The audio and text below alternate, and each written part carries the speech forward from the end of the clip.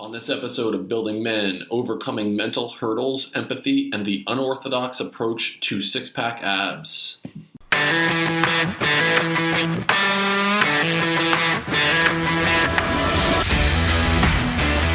Welcome to the Building Men podcast. I'm your host, Dennis Meralda. Welcome to the Building Men podcast. This is Dennis Meralda. Building Men is geared toward helping you become the strongest version of yourself, mentally, spiritually, emotionally, and physically. So this episode, I have my younger brother, my best friend, Anthony Meralda, on again. Welcome, Anthony. So good to see you, brother. I'm sorry, I was zoning out. That was the moment right there. I was just listening to your voice and I was like, wow, he sounds so professional. That's so good. And then I realized it's my turn to respond. So I got caught up because I realized I just got in the trance of your speaking. It was really good. Thanks, man. I'm working on it. I'm super happy to be here. Listen, I think we just fucking roll with this right now. That's great. Yeah. All right. Yeah. So listen, the last time, this will be a little bit different. The last time that you were on, maybe the first time you were on, I recently spoke about just the difference in the podcast from the very beginning, the inception. You were there with me when we first started up the podcast. And it was like the 5 pillars of fitness. Yeah. We were talking about it. And I still remember we were sitting in the sun in the house in Bordentown. And I was sitting there, the mic was kind of between us.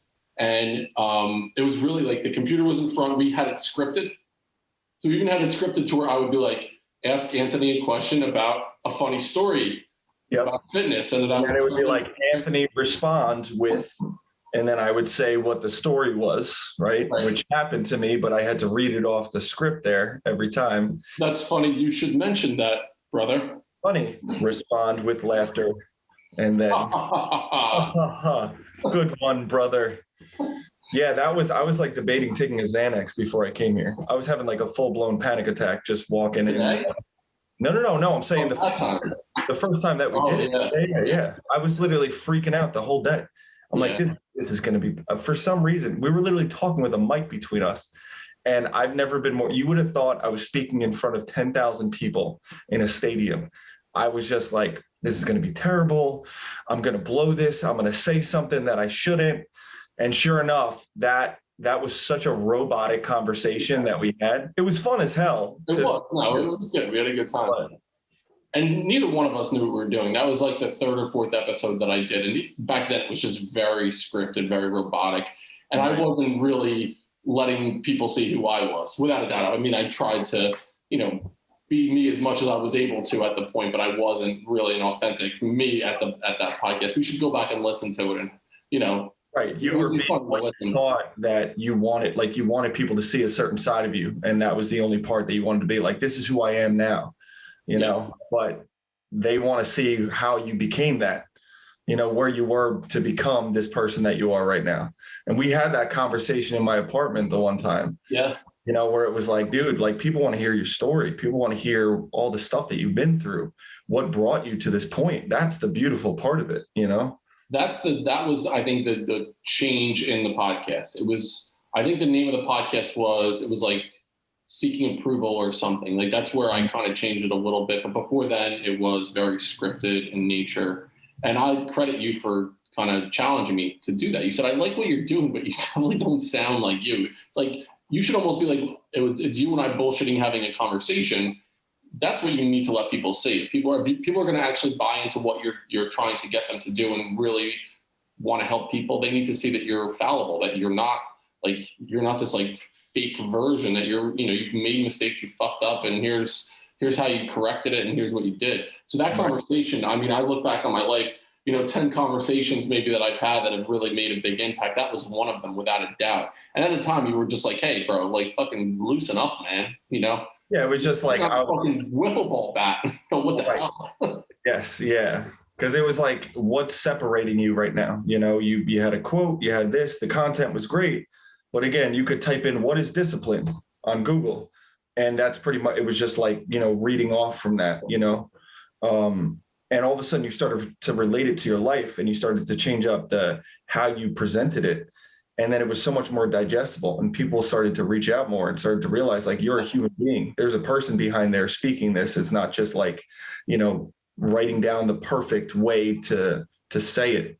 And that's what I think started to change your podcast a lot. And it made it. And I think you enjoyed it way more. Oh, you were coming up with these, like, they weren't a chore for you to do anymore. Not that they were before, but I feel like it was now so much more relatable for you. And so I look at it in two ways. One, it became more about telling a story then. I think for this to be successful, you have to be able to weave a lesson into some kind of a story, a life lesson that you've experienced yourself or something that you heard about, or you're able to draw people into a story.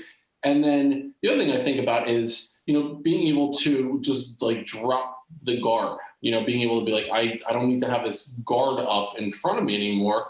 And I also think when you think about people that, we're trying to reach, we're trying to help, people, like, in my opinion, they're looking for someone that maybe was where they were a couple months ago.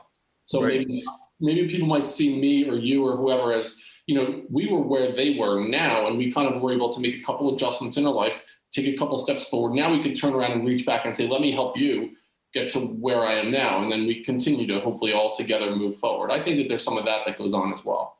Yeah, you build on each other's success. As everyone keeps going, we keep adding on top of it. And it's funny you mentioned that, because people come up to me, and I remember I was having a conversation with these people at lunch, and they're like, oh man, I gave a presentation before, and I was so nervous and I was freaking out going into it. And I looked at her and I was just like, oh man, like, I totally get that. And she was like, you wouldn't understand. Like, you're great at presenting. You're so good. You have such good people skills. Like, you don't get worried about that. You're totally fine. And I was like, what? Excuse me? I was like, you mentioned that you did a presentation and my palms got sweaty. Right. You know what I mean? And I started to get nervous, and my hands started shaking, and I could feel my shoulders rise up to my ears just from someone else talking about it. Right. They look at me, and because maybe I have something that they don't have, they assume, well, this person has everything, right? This person has everything together. They could do all the things that they can't do because, let's say, it's hard for them, whatever, to work out consistently. And I do that consistently. They're like, well, then he must be perfect. That's it. He has everything, and that's so not the case. So you mentioned before when we did the podcast together in July, it was July 5th or 8th or something, when we sat down to do the first podcast together. And I just think about basically what we did. And I mean, we should go back definitely and listen to it again. But basically what we did was the whole thing was like 12 minutes. We probably stopped and edited 15 times. We would talk about something and you'd be like, yeah, and you need to know what oh, fuck, stop. And you're like, oh, son of a bitch, I'm so stupid. You sounded like Tommy Boy, like talking to himself. They're like, just keep going, man. It's fine. Just cut it out. And then we had to adjust the audio a couple different times. And I kept saying, and I still do this a lot, I would say so and like. And I said, you remember the word that I said I think I said super, like. You said it was a super-rific thing. I was like, I'm super excited to be here, and I'm super happy because the first pillar is super, it's super duper. So, and I looked at you and I'm like, I've never said super in my entire life. And I've said it 50 times. Right. We had to cut out the supers that I said because it was too many. There's a certain amount of supers that are too. I didn't think there was too many because I think super is a great word. It sounds like you're a superhero. But when you say it 15,000 times in an interview, I think the benchmark is 1 every 15 minutes of actual airtime. So if this goes for 45 minutes, you can say it 3 times, and you've already said it 12. I know, so we got to watch that. Yeah, we're done. You're in the bank now for that, man. Studies show that every 15 minutes you can say super. So now you need to come up with another word. Terrific. Yeah. I started to look up some synonyms to it after we had that. It was a really, that was a moment for me where I reflected on who I am and what my life is. Synonyms are important. Yeah.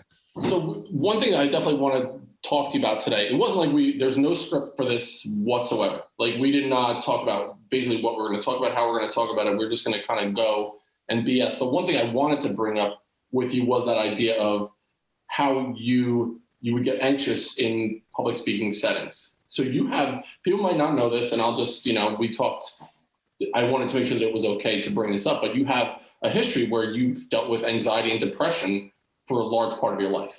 Yeah. Right? These are two things that have always been a part of who you are, is dealing with, you get really anxious, especially in social situations that you're not ready for. And then you've dealt with depression for a majority of your life as well. So if we were to kind of track back to your childhood, and so for those of you that don't know, with my brother Anthony, I was 14 years old when Anthony was born. So he was born in 1991. I was born in December of 1976. So when Anthony was born, I was in 8th grade. It was my 8th grade year when Anthony was born, and he was born 5 days before the Giants beat the Buffalo Bills in Super Bowl 25. That was the day you came home from the hospital, believe it or not. Yeah. When Scott Norman. So I've been part of 3 Giant Super Bowls. Yes. Think about how crazy that is. That's wild in itself. Yep. So I'm very grateful for that.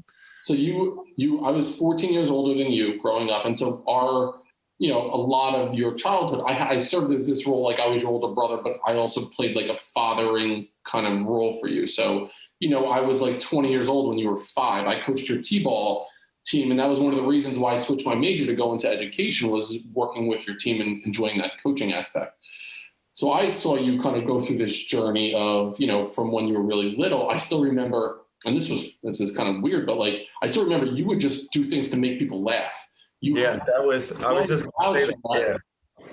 And that's that. Like my whole thing was I wanted to make you guys have a good time. I wanted to make sure that everyone in the family was having fun. You would be there, and I would put myself through hell to make everyone laugh, no matter what the hell it was. Drop kicks. You would run and just do a drop kick and land on the floor. It was hysterical, but like you would turn and look at me, and you would be like, I would be at my friend's house, right across the street. You would call me up and say, "Aunt, you have to come home. Like, Mom wants you back." And I'd be like, "All right." And I walk home, and I'd be like, "What?" And you'd be like, "Make us laugh." Like, make us laugh. And you would bring me back home from my friend's house because you wanted me to make you laugh. And sure enough, I would run into the wall. I would drop kick. Like, I would run full speed and midair do a kick and land right on my face, like literally, or right on my ass, like when I would do it, and just sprint down the hallway. And you would bust up laughing, and I would be bruised up and banged up. And it was like, I'm so sorry that happened. I really didn't know that you were getting hurt that way. I had to lie to the teachers about what was going on at home, but it's fine. It's okay. Is that the truth? Did you really have to do that? No. I mean, only a couple, but It was one of my services were at our house so often. Yeah, and that's where my anxiety started. But so listen, someone's probably going to knock on my door and from back in the day saying, "Listen, you need to pay retribution to your younger brother for this." So I didn't realize that it was that deep. It was pretty much you making, you just had this really great timing and way of making people laugh. And, but that was one thing that I remember about growing up, is that you always had this really cool comedic sense, and you just got it. Some people have a comedic timing and a comedic sense, and some people don't. And those of you who really know that you have that. But the other thing is that you really started to struggle with anxiety at a young age as well. I remember one thing that I remember was the weather was something that was really that would key, that would set you off in a certain direction. I was so again, I don't know, I read all these books and stuff, and I try and analyze where all this came from, because if people can relate, they know that anxiety, it's so hard to describe, and usually it roots from a specific scenario that happens. And it's not like I had this traumatic moment in my life, so I started out and I grew up with a great family and a loving family, and they're all still, our parents are still together right now. And but I look back and I started out and I was just again, I wanted to perform. I wanted to be, and I feel because I was the youngest, I wanted to make sure I got attention, in some way, because I was so young. So I was all of them are older, so my stuff wasn't important. Again, this is me analyzing it, and this is how my mind works all the time. But I needed to do something to show that I was worth something, that I was worthy. So let me be really funny and do that. But yeah, I was like, I felt like, I remember our mother got a report card back from my third grade teacher. And she was like, Anthony's great. His grades are really good. He's always on time. He's very respectful, but he's so nervous all the time. Like he's just so worried about screwing up. He's so worried about not being right. He's so worried about not pleasing myself or other students. Right. And that's been my whole life, is trying to be this people pleaser. But getting back to your weather thing. So like, again, I think I just like it carries from one thing to another. So like one time it's weather, and then it's, a disease, or then it's this, or then it's that. So when it was weather, it was like, I would see the weather, and for some reason, remember the movie Twister? Yeah, I do. It's a great movie, phenomenal movie. It's a great movie. Which I've probably seen that so many damn times. Bill Paxton, Helen Hunt. Oh my God. It's Philip Seymour Hoffman. Like, are you kidding me? It's a stellar lineup. It's phenomenal. So I'll give you $5 if you remember the name of the little machine that they had, the little Dorothy. You got it. Yeah. Dude, this was my okay. I watched Yeah, there you go. You owe me that. But again, like that movie, like I would watch all these movies, and I would watch certain things that had to do with weather. And for some reason, it always came back to like the worst case scenario. So weather to me was something you couldn't control. So I can't control the weather, and that freaked me out. It made me really nervous, right? So I always assumed that whenever there was a storm that was coming, it was going to be the worst, because I would hear about the worst. There would be like one scenario where somebody died from a tornado, like, in Jersey 10 years ago or something. And that's what I hold on to. Yeah. So I would fester on that moment that someone had a bad situation. And I would assume I would generalize it to the whole thing. Like, this is what's going to happen 100%. So anytime a storm hit, I assumed that a tornado was going to hit, and that we were going to die, and we were going to have to go into the basement, and that someone was going to get sucked up. So I would watch it constantly, and you would watch me go from room to room to room, and it would be like the like on the TV. Like, so again, for the people who just like go on computers to see the weather, you can just go onto weather.com. We would just put it on the television, and on the bottom there would be that red strip that would come across, and it would blare out in this loud siren, like Chernobyl siren that would come across. And every time I'd run in there, because that was like a siren, and it would like alert me, and I'd run in there, and it would say the same thing, and it said the same thing for 2.5 hours. But again, that was my anxiety, just like going and going and going. And I would go from window to window to window. And again, like, the dad called me Howdy Doppler, Howdy Doppler. Howdy Doody and a Doppler radar together. And it was like, again, I was just like, I would want to go into the basement, and I would just get so nervous all the time. But I think it roots back to that being something that was out of my control. And I was just so, I don't know, it made me so nervous. And granted, like right now, I could care less. A storm could come, and I'm not worried about it. But it was something that it was like, I needed something. My anxiety needs something to live, And it's like, it sounds weird. This is actually the first time I'm saying it out loud, but it makes sense to me right now when I say that. We're like, I had anxiety, and it needed like a host to like keep, to stay alive. And that host was the weather at that time in my life. And then it went from there and was a disease, me getting brain cancer or something. And then it was social anxiety. And it held on to social anxiety for a very long time. And then it was, people pleasing, or it was, people judging me or not being right or whatever, so it keeps like latching on to other things, if that makes sense. So it does. And the social anxiety piece around presentational type things, I think that's where I know I saw it the worst, where it was, I felt so bad for you as you went through that in high school, where you were basically giving a presentation and you blacked out, you passed out in front of the class.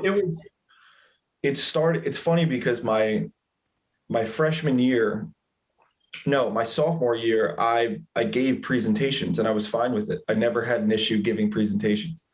I would get in front of the class and I would talk, and I liked doing it because I liked being in control of that. And I knew that I could do it. I wanted to do that. And I didn't want someone else to do it because I thought that that would affect my grade, and that worried me. So like, I wanted to be the person to present. I was like, just let me do this. But then when I was a sophomore, it was like the end of the year, and it was the last project, and it counted for like half our grade or something like that. And it was like a book report we had to do. And I was the last person to go. And I was so worried because I had the whole semester to think about that project. And I was the last person to do it. And I stood up in front of the class, and I'll never forget this. And I stand there and I'm like, I rehearsed it so many times. You can ask mom, like I did it like over and over and over again in front of her. I did it in front of the family. And I stand there and I start speaking, and all of a sudden I just feel this like heat come over me. And then I start feeling my voice start to shake, and I could feel my throat start to shake, and like I could hear my voice, and then I could feel my hands start to shake. And then I could feel the sweat coming. And then I could feel people who weren't paying attention are now paying attention, because of how I'm looking, and I'm bright red. And then I remember one person said, "Are you okay?" And once they said that, then the floodgates opened up, and I was like, I was visibly shaking and I couldn't speak. And then I said, I needed to go to the nurse. I was like, I have to go to the nurse. I'm sorry. And I walked out of the class, and I didn't go back. And after that, and I remember I sat in the nurse office and I cried my eyes out. I was just like so mortified that I did that. And I thought everyone hated me. And it's crazy to think about, because I talk to people from that class still today, and they don't remember that moment at all. They have no idea what the hell I'm talking about. And that's the most significant moment in my life right now. That completely changed the person that I am and how I look at presenting, right? Or how I look at social situations, because I never identified myself as someone with social anxiety until that moment. Mm-hmm. And then I learned what social anxiety was, and I said, that's what I have. And then I decided that that's who I am. Like, okay, so this is who I am now, which I'm not that, but I thought that I was. So that moment, all of a sudden now, every class that I went into, I reached out to the teacher before and I said, I have social anxiety. Please don't call on me. And then I saw 15,000 therapists. I was on every medication known to man.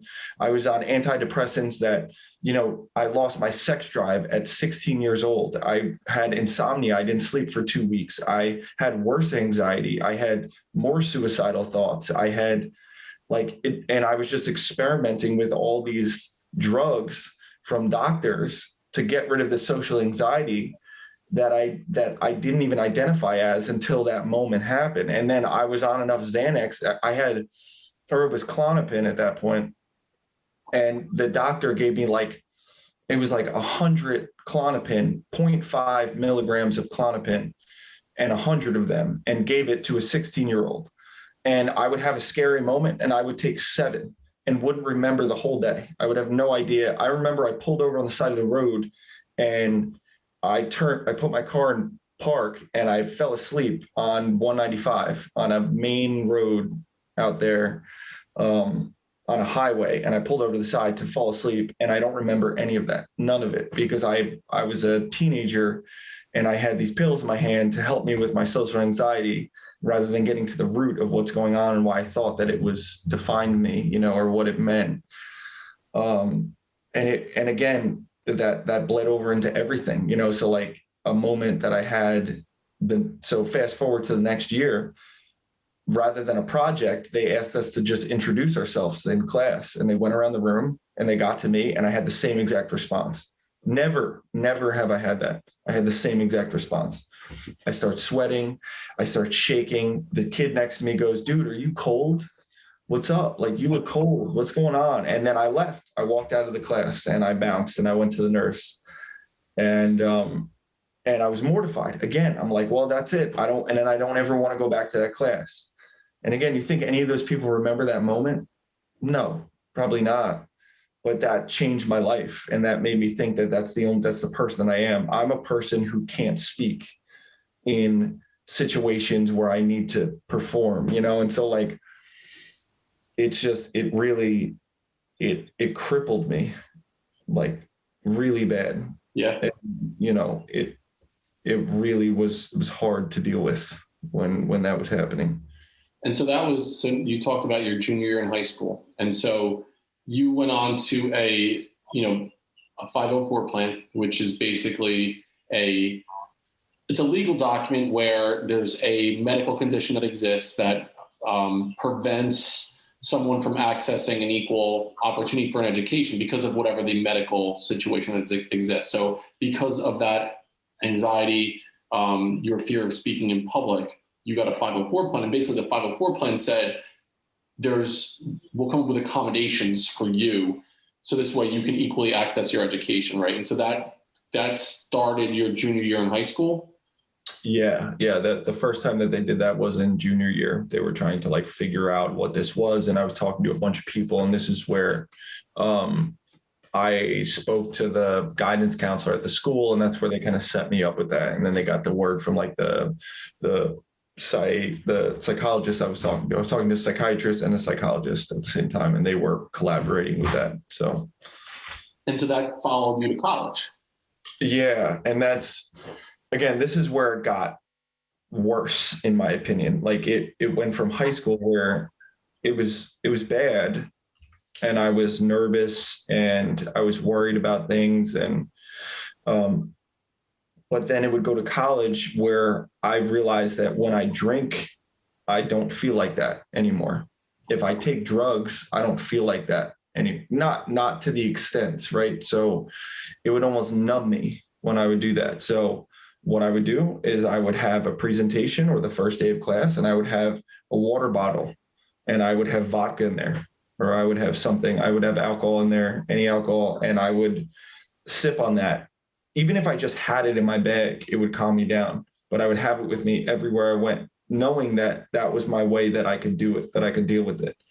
Or, again, I would have some sort of a drug or something to make me feel better and make me deal with these situations. But again, there would be times that I would have a presentation, not remember the presentation because I would be drunk, because I would be hammered at 9 o'clock in the morning so that I could do a presentation for no other reason. And I hated the way that I felt, and I was focused on fitness, and I knew that I was hurting myself and I'm drinking poison, but I could deal with standing up in front of people. And that was the only way, literally the only way that I got through college, because I had to do all this stuff, and they didn't give a shit about the 504 plan, or it carried over, but it didn't carry any weight there. And honestly, I don't know what's better, if it did carry weight and everyone just, treats me like I'm this, delicate human being that you can't speak to or don't call on him, or the way that I dealt with it, which was just, numbing myself with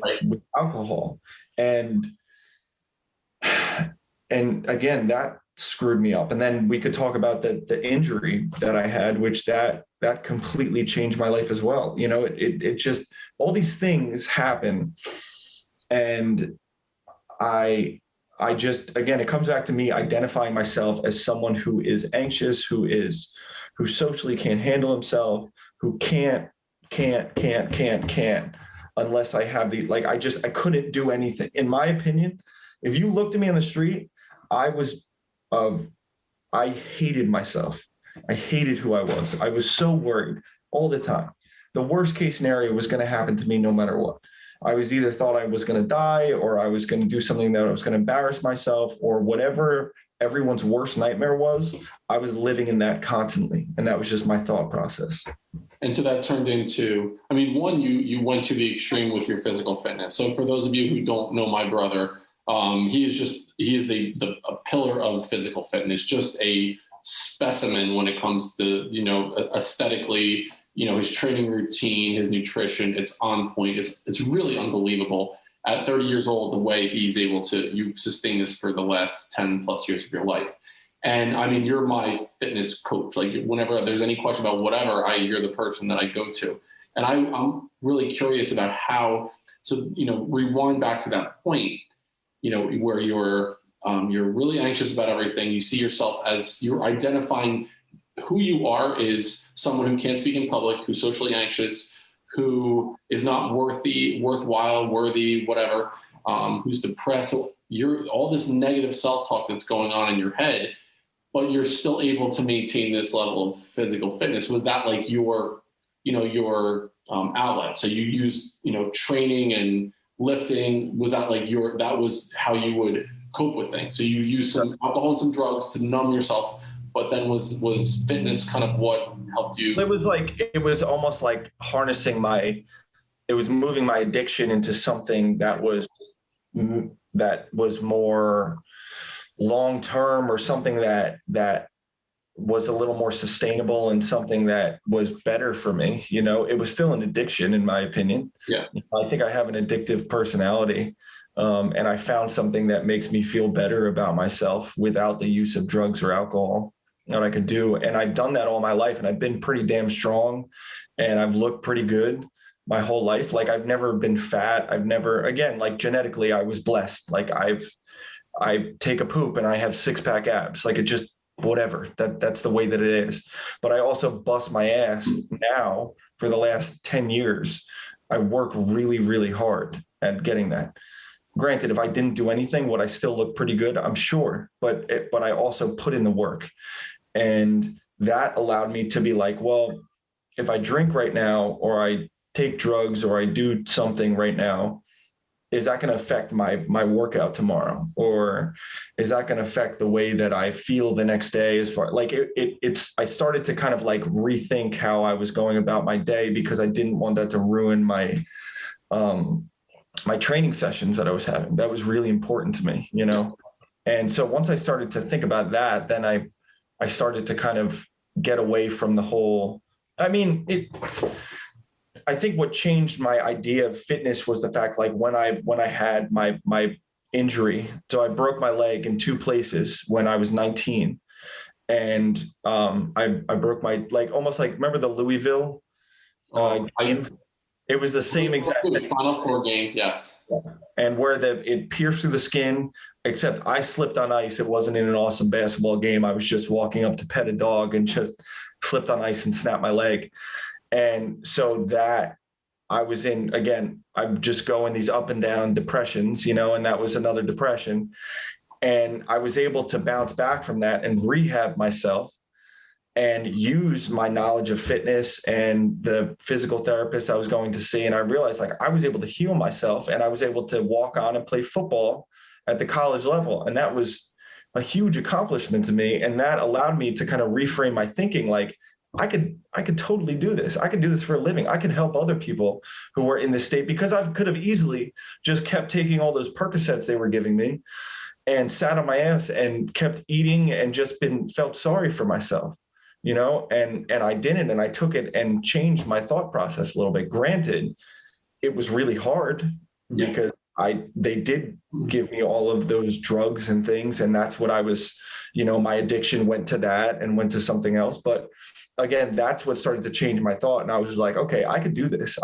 If I did this for myself, and I was in such a horrible state where like a state of depression, and I got out of that, I could help other people with that. And that's what I want to do, so. And so one thing, we need to trademark this right now. Take a Poop and Have 6-pack abs by Anthony Miralda.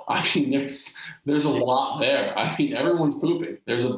Everybody poops. Don't forget that. Someone wrote a book and they made millions of dollars. Everyone poops. Listen, if you can publish, take a Poop and Have 6-pack abs. Listen, there's something. Anthony Rollins, that's the quick fix. That's my book that I'm selling. That's my yo-yo diet. No. You take a dump and you get 6-pack abs. So now, and I'm glad that you mentioned how you were able to kind of start pulling yourself out of it, and it was going through all that shit that you went through with the anxiety, with the depression. When you broke your leg, I still remember being at the hospital when that happened. It was actually the Saints were playing the Seahawks, and that's when Marshawn Lynch had 13 guys into the end zone. I think Sean Payton came off the sideline and was trying to tackle him as well. It was just, and I was going in to see you afterwards, after that experience. It was something, just seeing you in that state was really difficult for me as your older brother, seeing you in this spot where I was like, I couldn't help you at that time, but seeing how you took that. You went through this roller coaster of emotion, but going through the PT, and you're like, I'm going to be stronger than I was before. And think that you're so much stronger than you are before, not only physically, but just your mental state. So I know anxiety is something that I struggled with in the past. Depression is something that I struggled with in the past. I was on anti-anxiety medication within the past 5 years, and it's something that had really clouded who I was, so I understand, not wanting to rely on medication. Some people do, but a lot of people that are listening to this, they deal with anxiety. It's something where they wake up and you feel a certain way. You feel that kind of heaviness in your chest and you're avoiding situations. So what would you say is something that kind of helped you get through that? Anxiety is always going to be a part of who we are. We just like it will creep in from time to time. But when I look at you now versus even a year or 2 years ago, you're a different person as far as just how you're carrying yourself and your level of confidence in social situations and how you're able to help people that are struggling with things that you struggle with as well. So what are some strategies you might give to people that might be, dealing with anxiety or depression on their own? I feel like it comes down to you realizing that it's almost not about like who you like.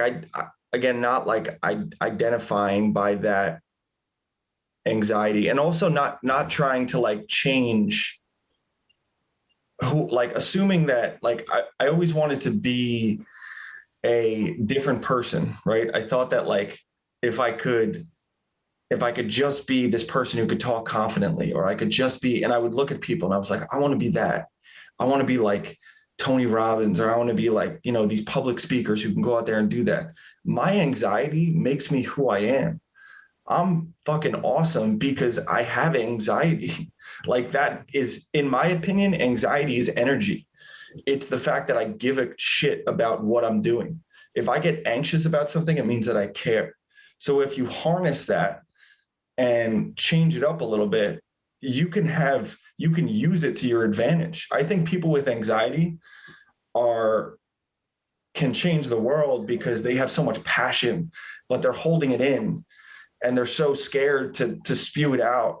And what I would say is don't be scared to spew it out, because it feels so much better when you just talk about it and you use it to spread your word or to say what you're thinking, and, talk with passion, talk proudly.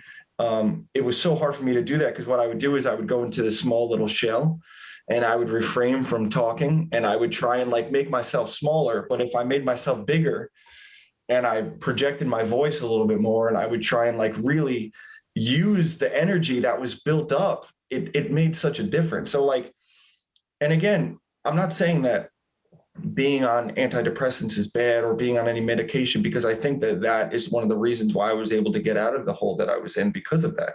It helped me do that. It helped me calm the monkeys in my head, but it doesn't identify who you are. You're not that. If someone asks you, tell me a little bit about yourself, the first thing you should say isn't I have anxiety or I have social anxiety. And that's what I would say. I would talk to people and I would wait for the moment to tell them I have social anxiety just in case something came up. Yeah. But I don't do that anymore because I don't care. And if that happens and I screw up, then okay, what's the worst that can happen? Am I going to die? No. I'm not going to die from that situation. Like it might be a little embarrassing, but just like we talked about, no one remembers my most embarrassing moment in my entire life. None of those kids recall, you know what I'm saying? So it really just kind of like using that to your advantage is the biggest thing. And so I think that's a great point. And so it's not saying I don't have anxiety anymore. It's like we all will have some level of anxiety. It's not saying I'm an anxious person. It's saying like I've dealt with anxiety. I've had anxiety. You feel anxious, right? Like you feel, yes, like this is not who you are. You use it to, everybody has those things. And so I look at responses to stress in our life. When you think about almost like a pyramid, and there are certain stressors in your life that are beneficial. Before you're going to compete in an athletic event, you feel, the butterflies in your stomach a little bit, your heart starts to race a little bit, but hopefully it helps your mental acuity to like focus in on whatever the task at hand. Some people, before they give a presentation, they have this level of, their palms get a little bit sweaty, but it can drive them to be better. I know for me, if I have something like, say tomorrow, I have a big presentation coming up. I know tomorrow morning, like I'm going to be on my A game. Like I'm going to wake up ready to go. I'm going to put the finishing touches on it. That pressure is like, for me, it fuels me to be better.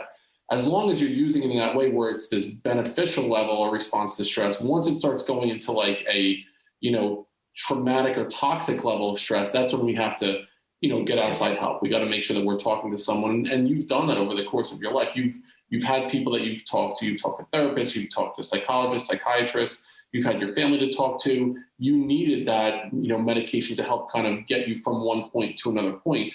But you also learned a ton about yourself. And now you're taking that and you're helping people that are struggling with it as well. Kind of like wrapping it back to our initial conversation with the podcast, like trying to figure out ways to help people that are below us, that have gone, not below us like socially or anything, but have gone through a struggle that we've been able to maybe step a step or two above, and like, okay, let me kind of help you get to where I am right now, to kind of help you kind of bridge that gap, I guess. Yeah, no, it makes sense. And I love what you said there, where it's like, I now look at anxiety as like my power, like that's like my strength. Man. I am anxious, man. Yeah, I'm anxious. Like that's who I am, and it's like, if you don't like that, then that's okay. I think that it shows that I care. I think that it shows that I'm very empathetic. I feel what you feel. I'm in that moment. I'm with you. I'm with you in the trenches. I'm taking grenades with you, John. I feel like I can use that so much. And I tried resisting it my whole life and tried to be something that I wasn't. And that never helped, and once I kind of like went into it face first and just leaned into that anxiety and was like, cool, let's see what this is about, versus trying to run away or write an email that said that, my 504 plan and say that I couldn't do it. I'd be like, if there was something that I was super anxious about, I'd be like, I need to do that. Granted, I'm not telling people that I'm going out there and speaking in front of all these people. I'm not doing that right now. Like I'm still battling with this. But what I'm saying is like, every day I try and do something that makes me a little uncomfortable with my social anxiety. And I battle with this every day, but I look at it as a blessing. I look at it as a good thing, because I'm like, it just shows how much I care. I care about people so much. I care about others. I put them in front of me all the time. Your level of empathy is way off the charts. Like I think about it like a bell-shaped curve, and I talk to people about this often. When you think about a bell-shaped curve, like most people are within, the norm range, within a standard deviation away from the mean or the center. Your level of empathy is off the charts. You have a level of empathy that's like brilliant level. It would be like having 140 IQ. That's how your empathy is. You have this level where you can put yourself in other people's shoes. And it's such a rare gift that you have, to be able to really feel people's pain in any way, shape, or form. Like you can put yourself in any person's situation. We've often had conversations, and I'll bring something up to you, and you're like, damn, like think about it from their perspective for a second. Like, stop being a 44-year-old white guy and put yourself into this person's shoes, and how would they feel in this situation? And maybe that would adjust how you would react or your point of view there. So I definitely think that that's the case. And maybe you're, dealing with the anxiety has helped you put yourself in other people's shoes in a deeper level. It's almost to like a fault of mine where I get too invested in things. And I get too involved, and I feel too much from others, but I also, I wouldn't give it up for the world, because it makes me get so close to other people.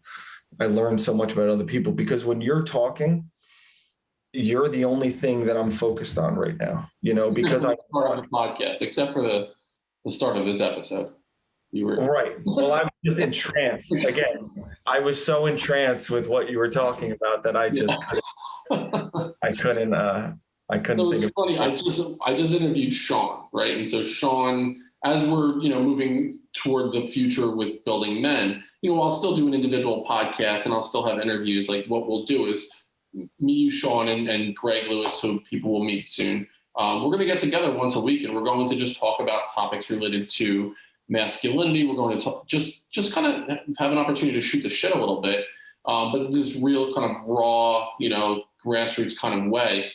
And I kind of introduced Sean as like this very spiritual, the way that he thinks is at a different level. It's about the universe, and it's about, setting people up for success in that way, and confidence. And so I was calling him the wizard. You're more of this, like, the archetypal, like, lover or artist, I would say. Like, you have this really empathic way about you, but you're also super creative. Like, people don't know this about you as well, but you are an unbelievable artist.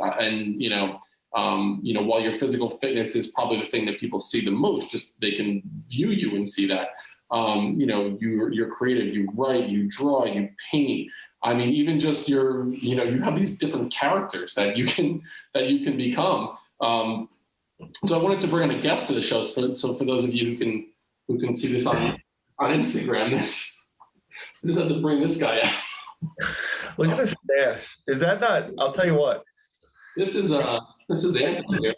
To think that I did that, like I was walking around like that. Like, look at what a sad excuse for a mustache that is. It is. How old were you in this picture? What do you think? Dude, it wasn't that long ago. That was like 2 years ago. I mean, we're acting. I wish I could say I was 17, but I think I was like 28. So yeah, I mean, that looks like someone who shouldn't be allowed within 100 yards of a school. And you would never know that I work at a school like that. So is this going to throw you if he's with us for the remaining? No. I want him to be just a reminder. That's just the look. He's literally staring right at me right now. Well, it's like Mona Lisa. He will look at you no matter where you go in the room. I was telling my kids before I came in, I was like, guess who's coming into this interview? They're like, I'm like, Uncle Noni. Uncle Noni's coming in. For those of you who are listening, like, my kids call my brother Anthony Uncle Noni. That's just been what he's been called since my son was little and he couldn't pronounce Anthony. So he's been Uncle Noni since that point. So this is creepy. This is creepy Noni. Creepy Uncle Noni. I can't concentrate on myself doing the podcast right now. So for those of you that are just listening, I'm definitely going to try to go to Instagram and just check out the video on Instagram, because this will be up there. You gotta take a look at Creepy Noni. So I'm going to put Creepy Noni away for a second. But I was just mentioning your creative sense. And I was at Julie's house, maybe a week and a half ago, and we're there with her son Liam. And I was like, you got to listen to my brother do some impersonations. And I give you a call, Mike Anth. I'm like, can you call me up as Tom Costigan? Can you give me a quick call as Tom? And so I was hoping I could just ask Tom just a quick question about his thoughts on the Super Bowl this past year, about Tom Brady winning it again. What's your question, Dennis? What do you need to know? Because listen, I don't have a lot of time right now, and I know you're a busy guy. I'm a busy guy. We're both working men, and that's the biggest thing. So, what the hell is your question? What? Tom Brady? Am I a fan? What do you want from me? I'm curious to think what you thought about Brady winning another Super Bowl, not a Pats uniform. Listen. I'm a Pats fan through and through. All right, that's the biggest thing. I just want to throw that out there. Do I love Tom? Tom's gotten me a bunch of Super Bowls. We both know that, right? Listen, when you grow up in Gloucester, it's you love the Pats, and no matter what, you're a Pats fan. But watching Tom Brady up there, listen, Patrick Mahomes, who is that? I want Brady to do well. I'm okay with that, So what do you think about baseball? What do you with baseball? What do you think? I'm not going to tell you I'm a Sox fan. What are you, nuts? Dennis, again, Boston through and through. This is what I do. This is what I live. You can't. And I know you're a Yankees guy, and I don't want to get into that because we're not going to get into an argument right now. And I don't want to embarrass you in front of your family. I know your kid's there, and I don't want to do that. I'm not trying to, say what I'm really thinking about you, which is that you're a cocksucker, but we're not going to go there right now. We're going to make it very easy for the kid. That's the first time cocksucker's been said on the Building Men podcast. That just made history right there. Well done. So there you go. That's from Tom Costigan himself. Just saying. So that's my that's one of my favorites, is you doing TC from Boston. But I mean, true to my heart, just growing up in Central Jersey, this guy, who is it? Is it Nate? What's his name from Philly? Tim Novak. Yeah. So listen, Dan, it's makes me mad how you introduce me and you don't even know my name, and I'm sitting here, I'm, I'm down and I was a rowing guy. You knew I was a rowing guy. I've been having hoagies for as long as I could remember. And the last time I met this jerk off is I picked him up in my van. I had a couple buddies in the back. He's got a new broad with him, which I don't know who that is, but we go to the Flyers game.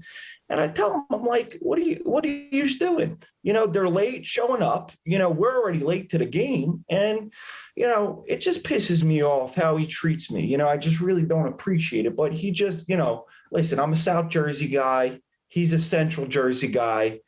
I'm trying to get him over to the dark side, but, the guy won't do it. He's not about it. So it's fine.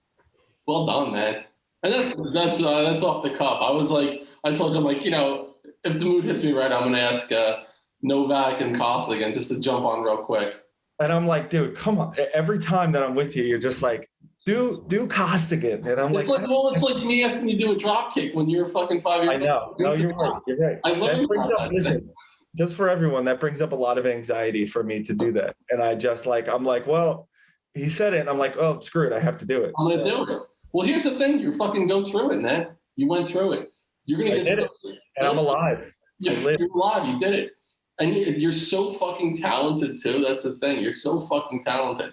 And you have this ability to draw people in. And here's the thing too. I think about this. There's no way a year ago that you could have even done this. I think about getting on a Zoom call with you a year ago. Not that Zoom was even a thing at this point in 2020, but getting onto a time where you were like, okay, this podcast is going to be listened to by 800 people or whatever, however many people download the podcast, knowing that that's the case and being comfortable, one, sharing your story, your journey, which you really went out on a limb and you're really raw and exposed yourself.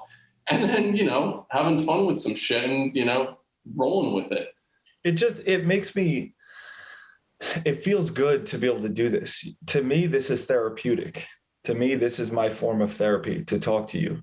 Yeah. And like you said, I had no idea where this conversation was going to go.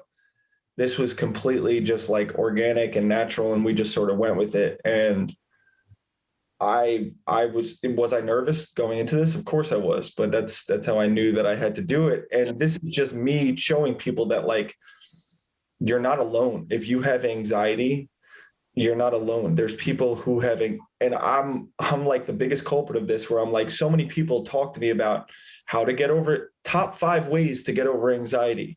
The best ways to do this. The easiest ways to speak in public. The best. And I would just look at that as it's bullshit.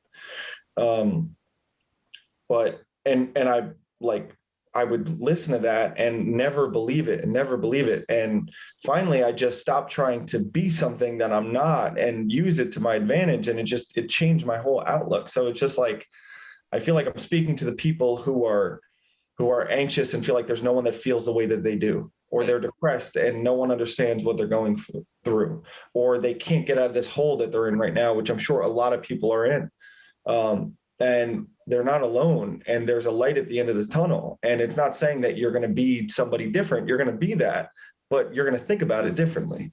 And that's what I'm doing right now. I'm still anxious. I still have moments where I'm depressed. I still have times when I worry and think about things. I'm human, but how I change that and reframe it changes my whole outlook on love.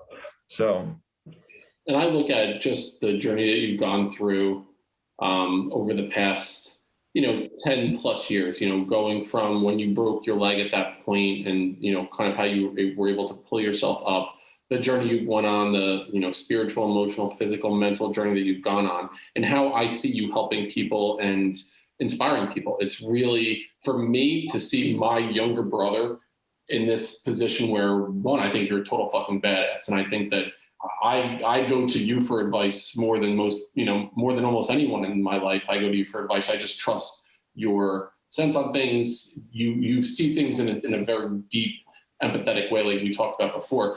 But I'm just so fucking proud of you and just how you've gone through this journey. It's really remarkable to me. And for me to have you a part of what I'm doing with Building Men, I just want you to be a part of this journey moving forward, just because I think, one, you're my best friend, and two, like when we're together, I feel like it's a great, yin and yang between the two of us. We both think about things in a little bit of a different way.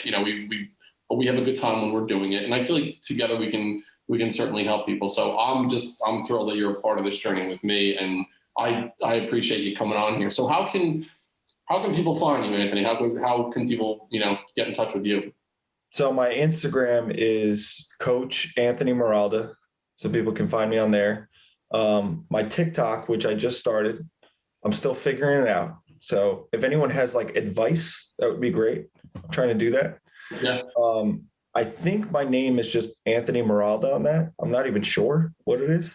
But then if you want to email me or have questions about it, then it's anthonymiralda@gmail.com. So that would be another way that you could reach out. But yeah, just like going back to what you said really quick, this whole thing that you're doing gave me another sense of life. It gave me another, like, I was in such a rut again, like we talked about this like roller coaster ride of emotions and, depression and things like that. Like this gave me a sense of purpose again that I didn't have and I was lacking in my life. And you and Sean and Greg and all these people, and again, it just aligned, and you invited me to come on and speak, and you kept me a part of this the whole time, even when I wasn't invested, because I had all this other stuff going on, and you were like, dude, whenever you want to come back on, you're always invited back, come back in. And I didn't see the potential, and I see the potential, and it gave me this life that I needed, because I was in such like a dark place, and it changed my whole view. So I really appreciate that. Oh, absolutely.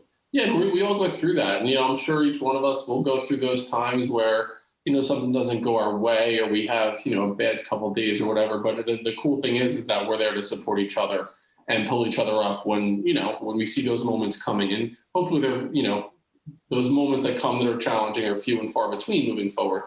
But, we're definitely there for each other. And I appreciate that. And I'm just glad that you want to be a part of it. I just think I see such value in your, how you approach just life in general. And it's a good balance with the people in the group, but you more than anyone. I mean, I trust you implicitly, and I just, just value your friendship and I love you, brother. Well, thank you. Yeah. Love you too, man. This has been awesome. So, Anthony, you said you could reach out to him. It's Coach Anthony Miralda on Instagram, Anthony Miralda at Gmail, and the TikTok. We think it's Anthony Miralda. I don't know. Just look for me and give me advice if you have it, because I'm trying to figure that out. We all are. So listen, it's a work in progress as we're slow. The 90s, baby, trying to figure this whole thing out. I know there's a way. I talked to the kids about this, but they're not helping. So if somebody else can help me, that'd be great. So what do you do? Like the floss? Are you doing like dances and your floss is done? I don't know what to do. I felt like it was like 3 months past, and I have no idea what the hell's going on. I feel like I knew what was going on, and now I just don't know. And it's confusing me. And there's people. Well, listen, you're 30 now. That's what happens. I'm just confused. I'm confused, and everything hurts. Like, that's just what it is. Is that what life is from now on? It just gets worse. I hope not. Listen, I'll tell you, my early 40s were just a sad sack and goo. It was. Oh yeah. I'll tell you, 44 has been great. So I got that. Right. Yeah, so 14 years from now. 14 years from now, I'm gonna be fucking killing it. And so I'm trying to come up with a title for the podcast. I don't know if shit and six pack abs should be a part of it or not. Shit in a six pack. That would be good. Shit in a six pack. That's actually pretty good. But I just had shit in the last title. I don't know how much I want to. Oh yeah. Associated with all shit. I'm not sure. I'm going to really. I forgot that you brand. Yeah. I think it's definitely around that idea of anxiety, depression, overcoming, empathy, community, and kind of what we're creating here. So we'll come up with a working title, but yeah. So that's our episode for today. Definitely, you're going to hear Anthony a lot more on Building Men podcast. We're going to have kind of a group discussion, but I'll probably have Anthony on.